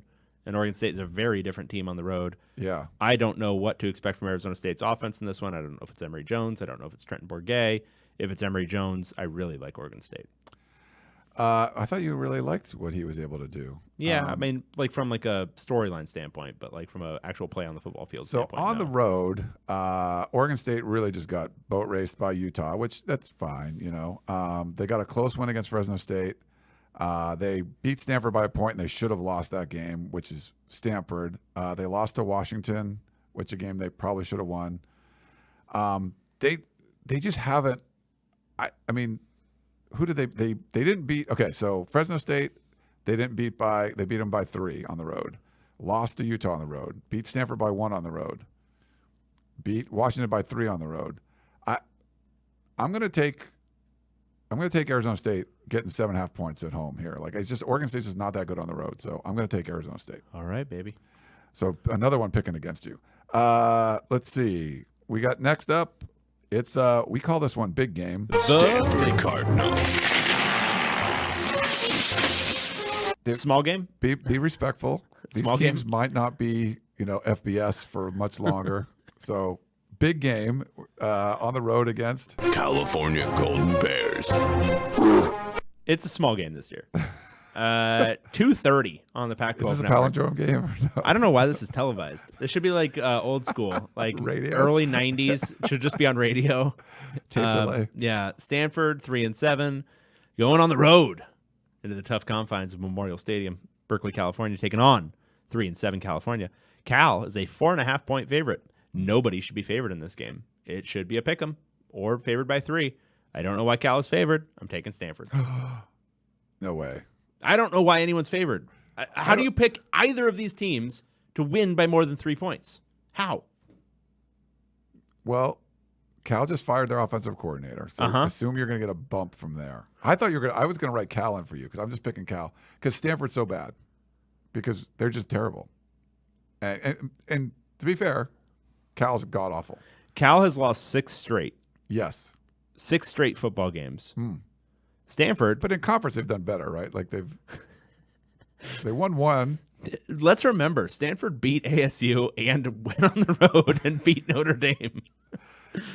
Yeah. Now, it was several years ago, I believe, when they did that. But they did do that this year. Give me Cal. Come on. What's the score? Sturdy Golden Hold on. Bears. What's the score going to be of this game? No. Like I saw Like 12-7? What's it going to be? Cal do well against USC offensively, and maybe they just fired their offensive coordinator, and you get that bump. You get the bump from firing The bump? What kind of bump do they need? I don't know. It's like a hitting the bathroom at a club or something. Or is that what you're talking about? I don't do that stuff. So But, here's what Cal has done this year. They Yes. beat UC Davis. Then they struggled. If you remember this game, they struggled to beat UNLV at home. Right. 20-14. But they should have beat Notre Dame. The only game where they've been a convincing victor was beating the living shit out of Arizona. And even in that game, Arizona kind of flubbed it away. Nice. Every other game, they've been almost as miserable as Stanford. They scored 49 against Arizona. Here's what they have scored. If you take away USC, which is its own little thing offensively or defensively, they scored 9 against Washington State, 13 against Colorado, 21 against Washington, 24 against Oregon, and 10 against Oregon State. Yeah. 14-10 final? What are we talking here? I don't know. This is sort of one of those things where like one of your kids is like a serial killer and the other kid Is like a D student, but not murdering people, so you have to give them the accolades. But there's worse than that though. It's like a D student that's not murdering people but has like a secret life that they're like a demon, or something like but you just don't know it, and they're secretly poisoning like classmates with like Drano. So like it's a less overt way to like be a mass murderer. And you're like, which was my favorite kid? Like, I don't know. How do you pick between 2 god awful teams? But Small game. It's a small game. I'm going with Cal. Yeah. So so another one going off here. We got the Crosstown Showdown. We have you wrote this wrong. Number 8. USC Trojans. You wrote UCLA. At number 12. UCLA Bruins. It really is a game against UCLA versus UCLA. That's the only way they lose this one. All right. This is on Wait, hold on. Kyle had a great point. How are you guys still handicapping this game? Fair. We talked way too long about that. Sorry, Kyle. 5 p.m. on Big Fox. Currently, this is the CFP rankings. Who knows what they'll be ranked. USC traveling. This is a road game at the Rose Bowl. Who's closer? Actually, is USC USC's closer to the Rose Bowl. Absolutely. UCLA now 8-2. because they lost to Arizona. Is game day there? Because I heard game day was going to be there. No? UCLA lost to Arizona. Oh, my preventing God. this from being recently? Like, preventing this from being a top 10 matchup in the crosstown rivalry for the first time in, I don't know, decades. Arizona's good, right? They were like 20-point favorites in that game, right? It was a good showing from UCLA. Yeah. USC is a 2.5-point favorite. If UCLA had beaten Arizona from like a power ranking standpoint, this would have been a pick'em or UCLA favored. Instead, USC is a 2.5-point favorite. The over/under is 75. That's a lot of points. So I haven't decided what I'm going to officially pick in my game preview, which is the one that actually matters to me. This is just the dumb one. What is giving me pause about UCLA, because I think going into this past weekend, I would have said UCLA's defense is a slightly more trustworthy unit than USC's, and their offenses are very similar. So I would have taken UCLA. Yeah. However, what I just saw for 2 straight weeks is UCLA's tackles getting beaten like a drum by Arizona State and Arizona's pass rushes. And if you knew going into those games what those pass rushes looked like, that's a huge worrying sign, because USC's pass rush, actually good, actually competent. ASU's and Arizona's were not. The idea of USC and their pass rush going against this UCLA offense makes me concerned that UCLA is not going to be able to hold up their end of the shootout. Like, they might get stopped 3 or 4 times, and that's going to be more than enough for USC. So I'm going to take the Trojans to cover the 2.5. Wow. That's the first one we're going to agree on. Concerns. USC could be without 3 of their top 4 offensive players. Do they still have other offensive players? They still do. Okay, then they'll be fine. They still do. Travis Dye, EVS says the cross-down defensive meltdown. That's what he called it. I like that. I think the big thing is Eric Gentry, if he could potentially come back. Like, he's been out since the Utah game. We haven't seen him at all. I think he helps a lot just being 6'6" in the middle of the field. But we saw Jordan Addison come back for a couple snaps. I think he's going to play. Mario Williams warmed up, and then he didn't play at all. So you might get those guys back. And I think a lot of it's going to be like Travis Dye. I saw Austin Jones. I saw Darwin Barlow and Rayleigh Brown play really well when Travis Dye went down. I think they might rally around him and play. This is one of those things where USC fans were kind of complaining, like, UCLA's going to score like 1 million. It's like, when you're giving up a touchdown or like score every time to Cal, like, UCLA can't score twice on a drive. They can only score as many times. And I feel like Caleb Williams is like good in these games where like things aren't kind of going his way. He figures out a way to sort of win. It'll probably be ugly, a lot of points scored, but I kind of feel like Caleb Williams is going to make some play at the end of the game and get this one. So I don't know, but UCLA could blow him out. USC potentially, I guess, could blow him out, but almost anything can happen. This one could go either way. I would just the odds are more in USC's favor. What I would be most concerned about again is USC is 27th in sack rate nationally. For a UCLA offensive line that has struggled to pass protect in the last couple of weeks, I think that's a big key to the game. I don't think USC is a sound defense by any stretch of the imagination. I think if Dorian Thompson-Robinson is comfortable, then this is an absolute shootout, and whoever has the ball last wins. Yeah. I'm just concerned that there's going to be stops forced by USC's defense in a way that UCLA is probably not going to be doing as consistently to USC. Like, I think UCLA can generate some sacks. I mean, I don't think anyone's saying USC's offensive line and Caleb Williams have been great at avoiding them this year. It's just they're not as good as USC's, and that's just the simple reality. UCLA is 45th in sack rate. USC is 27th. Daniel says Clancy Pendergast is the acting defensive coordinator for UCLA. Forgot about that aspect. There's a lot of former USC coaches on the staff, but is Clancy's the DC right now? Sort of. He's like coordinating from the box. He can't really do any on-field coaching, but he's the reason they were rushing 2 on like a 4th or a 3rd and 18. What's going on? We don't know. No, Bill McGovern is what he's been described as is dealing with an illness. Okay.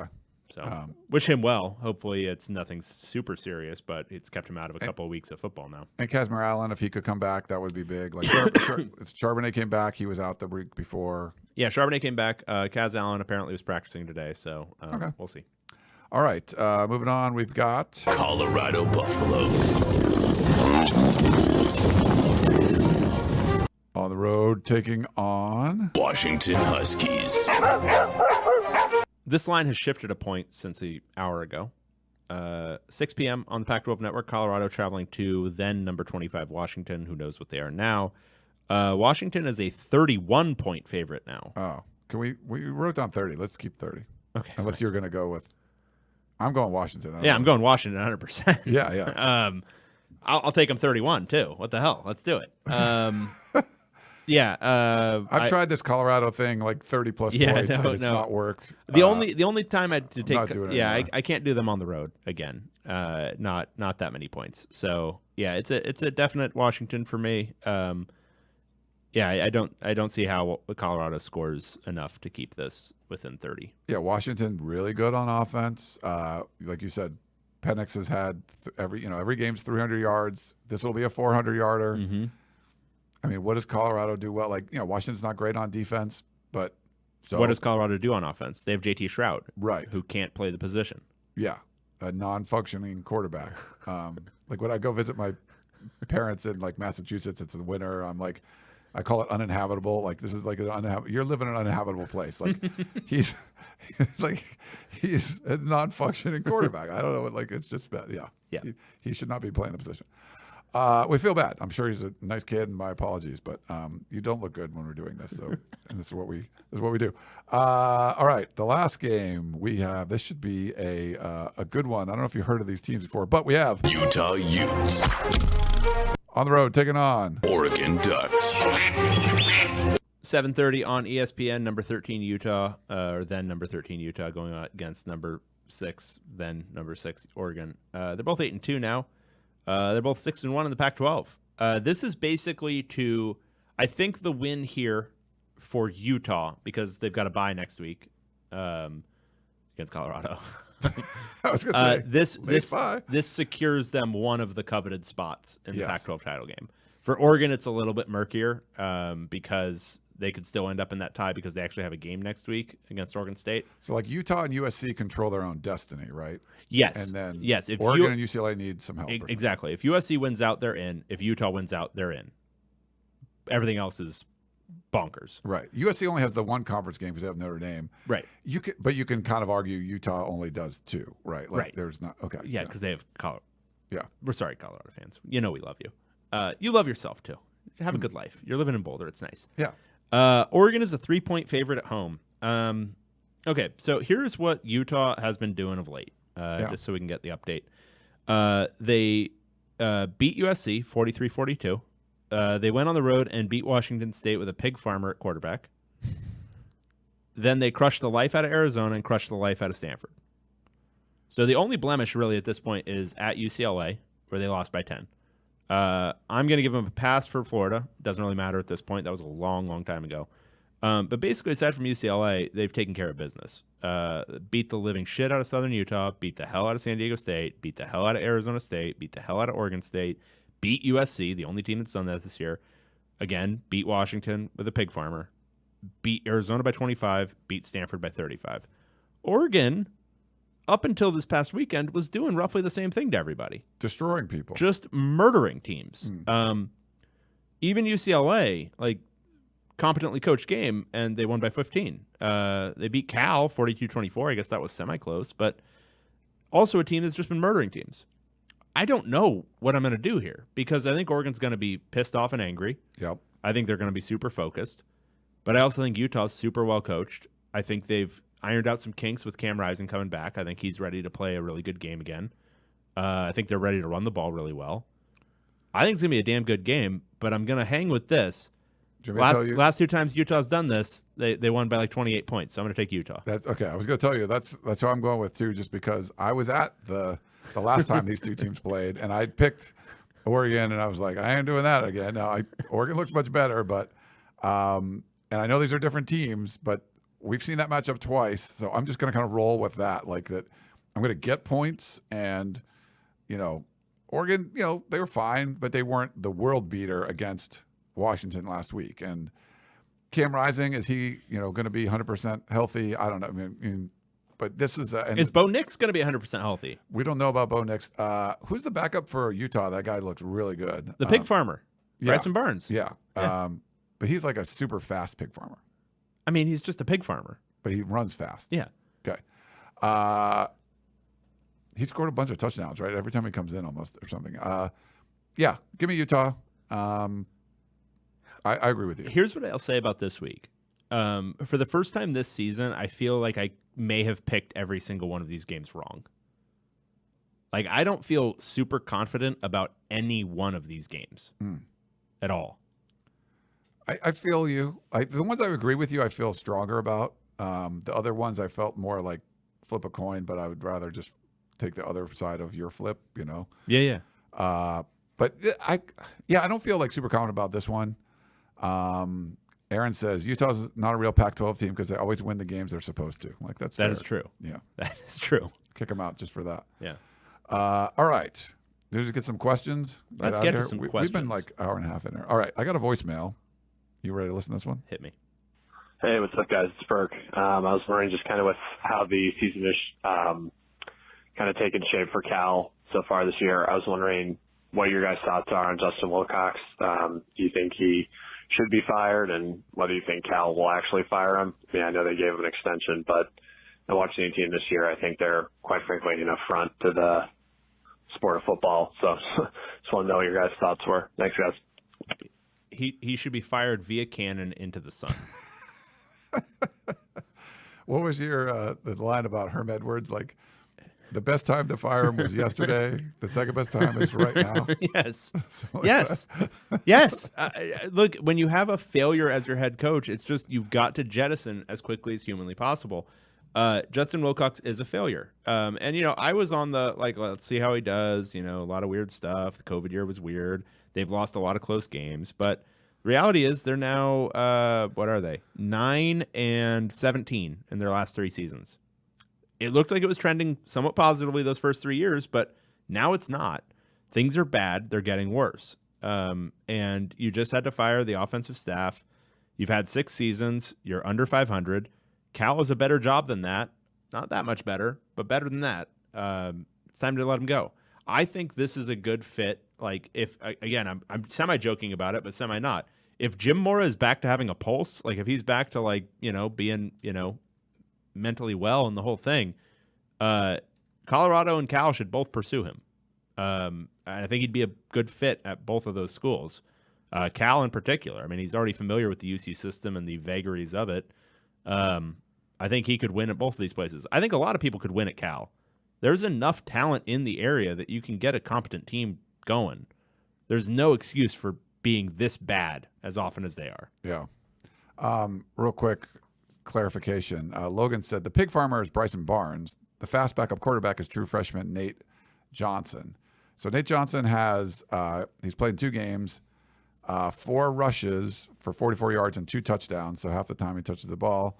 He also has 1 pass for a touchdown, a 16-yard pass. So he's got 3 touchdowns. Yeah, but he's the backup to the backup. Bryson Barnes, the pig farmer, is the real guy. Right, but he looks like when he comes in, he's kind of got some electricity to him. Yeah, but Bryson Barnes is the pig farmer, and the pig farmer is the power. All right.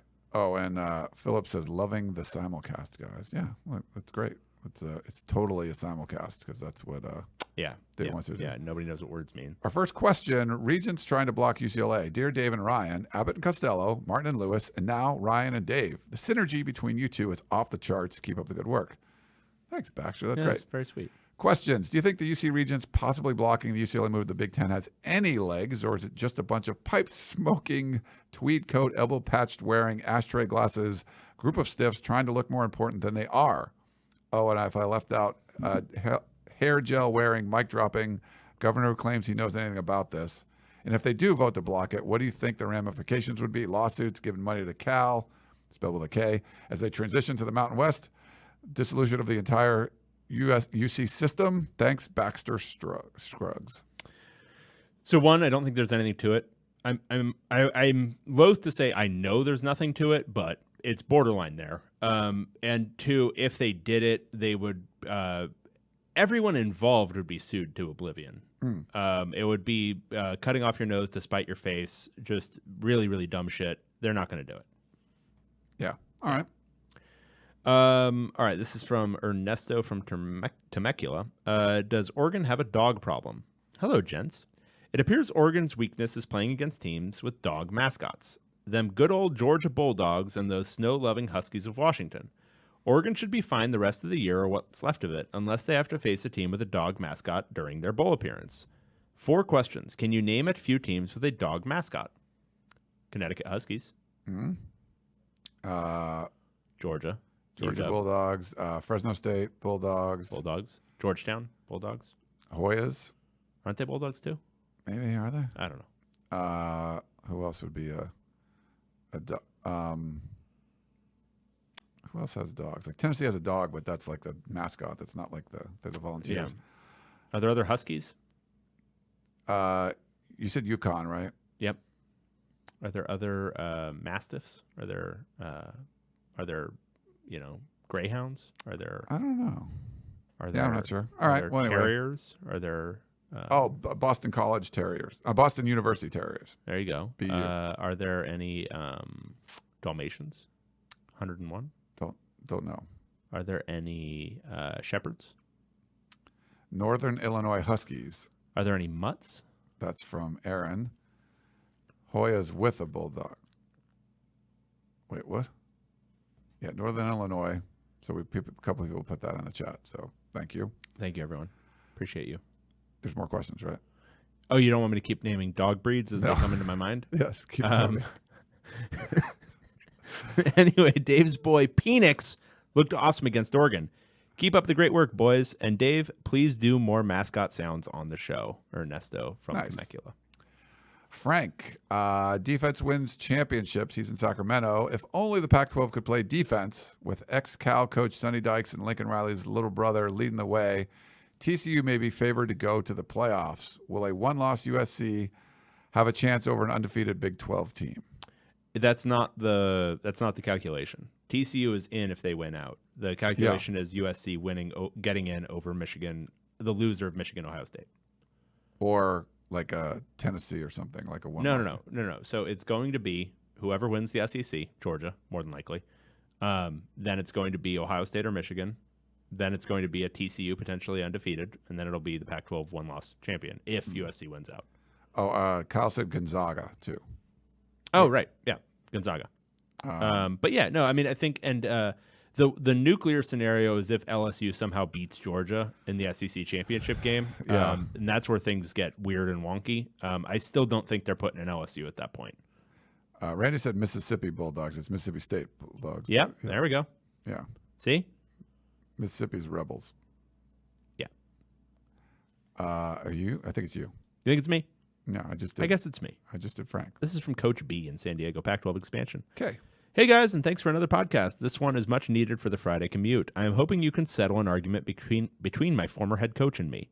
Would the Pac-12 consider adding San Diego State? He says yes on football and basketball merit. I argue no, based on Stanford, Cal, UW administration being too pretentious to allow a lowly CSU into the clubhouse. I counter-argue that Pac-12 is more likely to add UC Davis based on the fact that the Aggies beat that butt in 2005. Thoughts?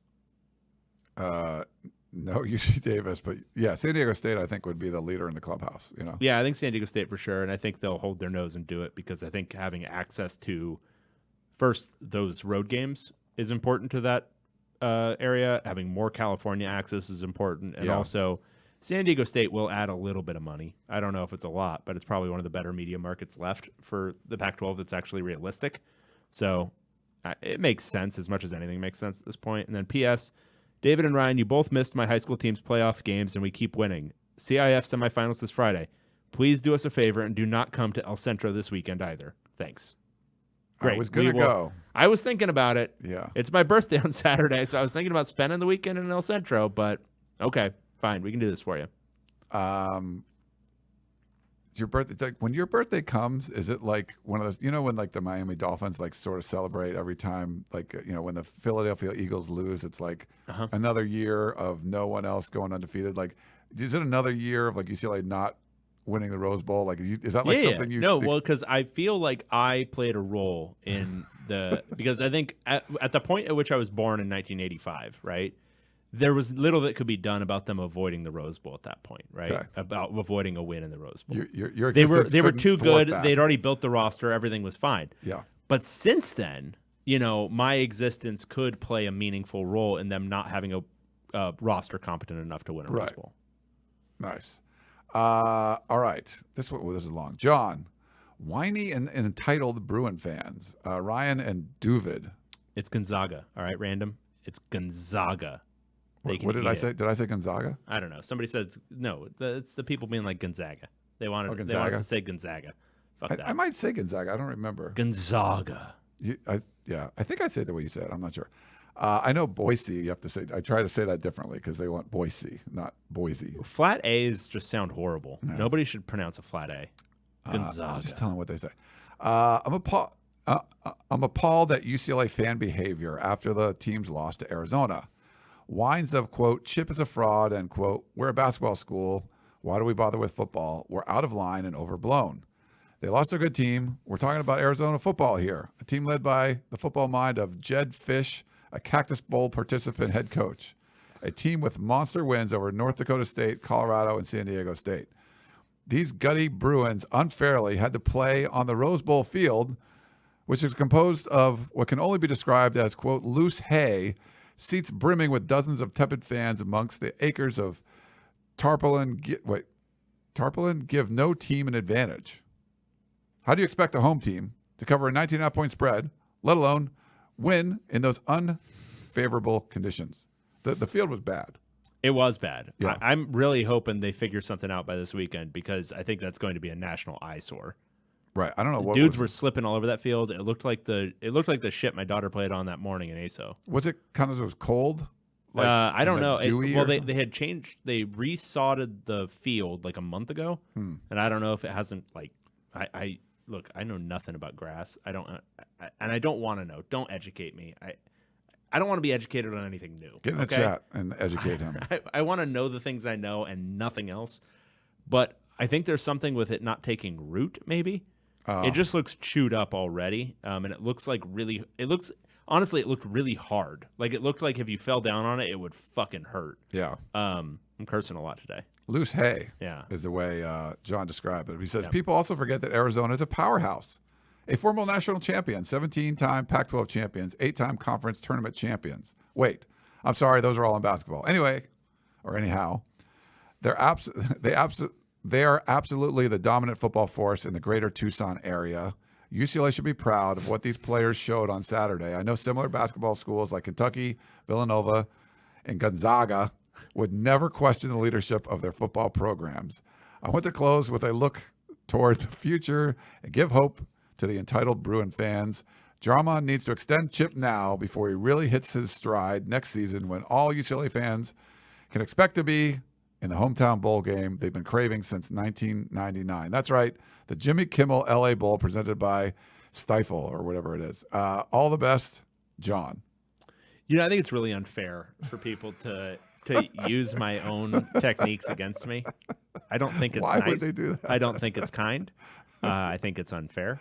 And frankly, John, you should be ashamed of yourself. It's pretty good. Good email. That was a pretty good effort, though, I thought. I liked it. I will say, there's a big difference between after a game directing all of your ire towards the head coach and the team that actually performed, like the UCLA team that they were rooting for, versus whining about the refs. I will say that. Okay. Big difference. Yeah. How were the refs in that one? They're fine. Unnoticeable. Okay. I mean, good. Which is rare in the Pac-12. Yeah, I mean, they were bad, but, bad in the unnoticeable Pac-12 way. This is a text message. Hi, this is Jordan T., longtime Ute fan and new listener to the pod. I may have been living under a rock the past decade because I never took note of how awful the officiating was until the Utah-USC game this year. Now it seems that every single Pac-12 game I watch has a ridiculous call that either changes the momentum of the game or has an impact on the overall score. Should the Pac-12 clean house and fire all officials that currently work for them? Should they switch to an all-camera team? Do you think a team of only women will fix the issues? What are the possibilities that we can develop AI robots to officiate? I think all good suggestions. I think, honestly, they should just call the fouls on the field. Like, reach a consensus. Like, was that actually a foul? Players should call their own fouls. Ooh, I kind of like that. Like it's a pickup basketball game. Yeah, because they want to keep playing, so they're not going to sit there arguing forever. Like, and I think I don't want to give credit, but I think there's chances where like the Pac-12 eventually gets it right. Like, so the officials get it right, but the process is just painful because you have to like call a play. Well, they call it back. Oh, we started the next play. No, wait, hold on, stop. We're going to review that play. We think there was a targeting, and then it's like 5 minutes later, like, oh, there wasn't a targeting. I'm like, we were literally about to run the next play. Like, can we just have done that? But then sometimes you kind of get it right, and they look back and fix things. But the process is bad. I don't think you need to fire everybody, but you need to have like relegation, and they need to. And I think John Canzano brought this up. Like, no, I got it. Do like the ancient Romans, decimation, 1 in 10. Fire them or, do something even worse to them as an example to the others. Yeah. That's how you enforce discipline. I like that. Decimation, 1 in 10. At random. Absolutely at random. Would random be Michael Mothershed? Would he be in the random? Yes, he would be in the random pile. Correct. But 1 in 10. Let's do it. Decimate the Pac-12 officials. I think you could bump it up. But maybe with some merit involved, But I think having a farm system would be, a conference you could work with to feed officials to the Pac-12 so they can kind of, work on their craft and then and move up to the big leagues. And if you suck, did you say feed officials to the Pac-12? It sounds like the Pac-12 is like some sort of like personification, like some sort of monster. The Rancor. Like, feed another official to the Pac-12. Or another one of those The piggy Pac-12 guys. is hungry for officials. Feed another one in. But then if you stink, you poop it out and you go back down Correct. to the lower. Yeah. Like that. All right, last one. Next round of realignment. This is from Nathaniel. He spelled his name wrong at the end. Do you see it? Oh, he did, yeah. Yeah, he spelled his own name wrong. From Georgia. Do you guys think that the Pacific Athletic Conference name will live on no matter what? Even if in 5 or 10 years, Oregon, Washington, Stanford, Cal, Arizona State, Arizona, Colorado, and Utah join a super conference, the Pac would still be alive. Oregon State, Washington State, and possibly new member San Diego State would just invite Mountain West schools to upgrade to a better brand and some better competition in the Pac. Do you guys agree? Yeah. Pacific. He said Pacific Athletic Conference. So the Pac-12. Yeah. So yeah, I think the Pac-12 would continue to exist. Yeah. Yeah. Could we still do a podcast if like all the big schools that we would be covering right now are now in some other conference, and we just continue to cover Boise State versus I don't know. It's Gonzaga, who just got a football team. legitimately, the more we go through this season, the harder it is to imagine continuing this in any level. And we're going to have to. Like, we've got too many people. But there's tens, maybe even 20s of people listening to the show right now.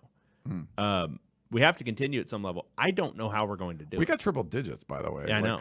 Like live viewers. How are we going to do this? We're almost through year one. It's not year one. It's the final year. It's the final 2 years of the thing we've been doing forever.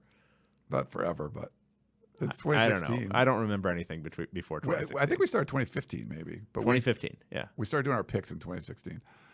Yeah, I think it's still TBD. I think we need to see what the Pac-12 does. Do they expand? Does UCLA, the regents, block them from going? I don't know. Oh, Kyle has an important question for us. Mm-hmm. Do we know how Chris Hudson is doing? So Kyle, unfortunately, thinks this is a so-called information show. Oh, One where we have information up on there. the teams that we're talking about. I haven't heard. We have no idea. None. Did we do a Google search before this to even hear any updates on the injured players that we were talking about? No, we didn't. No. Brian didn't. I certainly didn't. No. No, this is the low information podcast. Yeah, I gave you. You're this. looking I gave for you something this. else. I gave you the circle of suck for the Pac-12. Yeah, that's what I brought you. That's what Ryan brings. So Kyle, that's you made an error. You've made a mistake. You've listened to this much of the show and you were expecting an answer on something that was Right. important to you, and frankly, we don't have it. We will try though. No, Maybe no, not. that's a lie. We probably We're won't not try. going to try. All right. Well, we've been going a long time. Craziness. 2 more weeks left of regular season Pac-12 football. Nuts. But I hope you guys enjoyed it. It was a lot of fun to kind of recap what's going on. Should be a fun weekend. Full Saturday. I tweeted out a picture of me like watching the TV. I think had Oregon, Washington on, and I had Arizona, like UCLA on my laptop, and then another one like on my iPad. I had 3 games going at once. It was great. It was cool just covering a game on a Friday that I could just watch from my couch. So I just like stayed on my couch all day and watched Pac-12 football. It was great. There's these other good games going on. I'm like, I'm watching the Pac-12. So I'm like, what's going on? Kyle was making a joke. Chris Hudson was the player who fell down at the end. Oh, okay. So we were being funny, but he was actually being funnier. He's very funny. Yes. We're just stupid The on fake top injury. of not providing any information whatsoever. Very cool. All right. Well, let's wrap things up. That is David Woods. I am Ryan Abraham. Hope you guys enjoyed the show, and we will talk to you next time. Goodbye.